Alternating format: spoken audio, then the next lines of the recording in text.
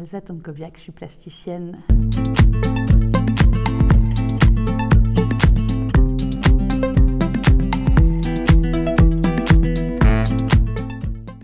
J'ai été invitée à passer une année en immersion à Château-Gontier, dans le cadre d'une résidence de territoire, en lien avec le Centre d'art Le Carré et l'hôpital de Château-Gontier. Ça m'a permis de découvrir différents espaces de la vie, de prendre du temps, de rencontrer beaucoup de gens différents. On a mené des ateliers de pratique et d'échange, en tout cas en visant le public de l'hôpital, mais aussi un petit peu au-delà, donc aussi bien les patients que le personnel de l'hôpital. J'ai invité aussi le personnel du Carré à participer à ces ateliers. Il y a aussi l'IME de Château-Gontier qui a été associé, Métallique Ballet qui a été associé par le biais de projets d'intervention pour Gontier-Ama. Pour Gontier-Ama, j'ai prévu 4 interventions différentes, 2 concentrées sur la chapelle Saint-Julien et une dans la Grande Rue, une à la médiathèque.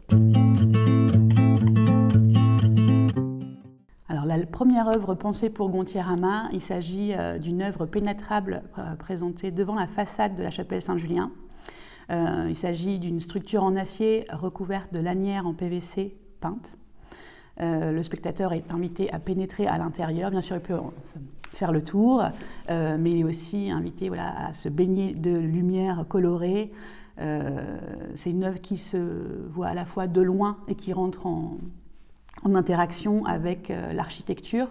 Elle a été pensée de telle sorte. C'est une sorte d'entrée un peu VIP pour cet accès à l'hôpital. À l'intérieur de la chapelle Saint-Julien, on a une œuvre qui s'intitule Albédo monolithe. Il s'agit de 5 gros blocs de mousse qui sont une sorte de conversation dans l'espace. Dans ces gros blocs de mousse, j'ai fait pénétrer la peinture avec mes mains, dans une sorte de confrontation à la fois physique mais à la fois sensuelle. Il y a un rapport très de contact avec ce matériau. J'essaye de peindre une sorte d'ensemble de dégradés. Si on colle les monolithes les uns aux autres, en fait, on peut s'apercevoir que ça recompose une image complète. Ainsi fragmentée, en fait, on recompose l'œuvre aussi en se déplaçant. Et on a des points de rencontre entre les couleurs au fur et à mesure de nos pas dans l'espace. Si j'ai choisi ce format aussi très vertical, c'était évidemment un rapport aux vitraux de la chapelle. C'est comme une forme d'extraction de lumière qui viendrait être matérialisée au centre de la chapelle Saint-Julien. Alors, dans la Grande Rue, en fait, en me baladant dans Château-Gontier, j'ai repéré cet espace qui est une espèce de dent creuse dans une rue qui était autrefois une rue importante, la rue la plus commerçante, et puis qui est une rue qui devient un petit peu plus désolée et qui se transforme. Voilà, les choses sont détruites, des choses sont reconstruites, et je trouve toujours hyper intéressant ces espaces qui sont un peu en transition. J'ai flashé sur ce mur de rempart qui porte différentes époques de structures. Il y a un peu du troglodyte, un bout de garage. Ça porte plein d'époques, et je trouvais très, très intéressant, et je me suis dit peut-être je pourrais représenter une œuvre que j'ai réalisée l'année dernière pour le festival de l'Estran qui s'appelle Pélagie. Il s'agit d'un grand filet de 1000 m² peint. À la médiathèque, je présente du coup une œuvre en forme de rideau aussi, qui peut faire écho à la vision qu'on peut avoir de Pélagie, qui est une sorte de rideau cascade. À la médiathèque, on a une sorte de rideau. Là, pour la première fois, j'ai utilisé des tôles ondulées transparentes sur lesquelles j'ai peint. Je viens boucher la baie vitrée de la médiathèque. Ça vient recréer une espèce de photo paysage où la peinture, quand on est à l'extérieur, rentre en interaction avec le reflet de la rue sur la vitre. Donc il y a une espèce comme ça de fusion entre les deux espaces, pictural et paysager. Et puis si on rentre à l'intérieur de la médiathèque, on a comme écho avec la petite pièce qui est présentée devant la chapelle, voilà, une sorte d'immersion, proposition d'immersion avec la couleur. En développant mon travail voilà, en lien avec les lieux, donc avec l'architecture, avec le paysage, je me suis aperçue que les teintes que j'utilisais majoritairement étaient les teintes qui composaient la lumière. Donc le spectre coloré, et donc c'est à peu près la gamme que je travaille, je décline en utilisant les teintes les plus saturées possibles pour qu'elles puissent rentrer justement en interaction avec la lumière. Pour avoir ces teintes très saturées, je réalise moi-même ma peinture, et du coup j'utilise des pigments qu'on utilise voilà, pour Beaux-Arts, quoi, mais aussi des pigments spécial chaux, spécial béton qui sont très très puissants. Et donc je réalise ma peinture voilà, en mélangeant pigments, liant acrylique, vernis, un petit peu de cuisine, voilà, pour avoir le degré d'intensité recherché. J'utilise depuis de nombreuses années du plastique dans mon travail.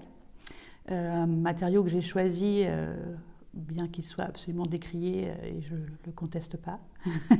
C'est un matériau qui est le reflet de notre contemporanéité aussi, et qui se questionne.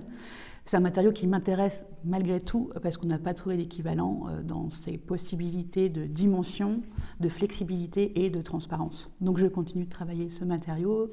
Voilà, après, ça peut se décliner sur du filet d'échafaudage, des blocs de mousse. En tout cas, c'est des matériaux que je peux trouver de manière, qui sont utilisés dans l'industrie ou dans le bâtiment, donc qui sont forcément en grande dimension, ce qui me permet de déployer mon travail voilà, sur des grandes surfaces.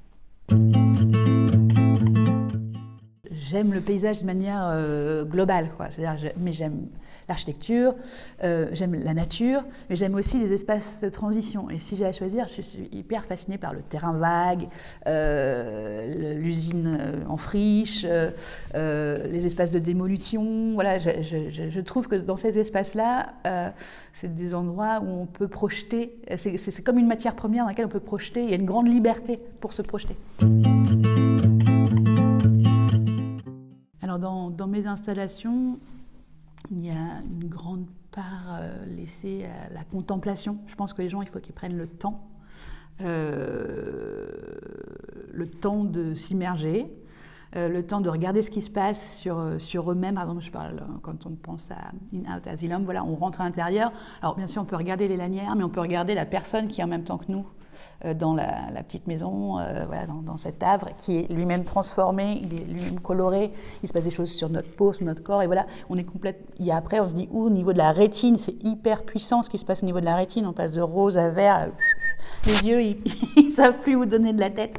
Du coup, je pense qu'il faut prendre le temps, il faut vraiment, voilà, même écouter le son de ce qui se passe alors qu'on est à l'intérieur, mais même à l'extérieur. Les monolithes, c'est pareil, prendre le temps d'avancer et de regarder ce qui se passe quand on avance, où se trouvent les points de jonction, voilà, et puis de se laisser un peu rêver aussi dans la couleur, se laisser se perdre, voilà.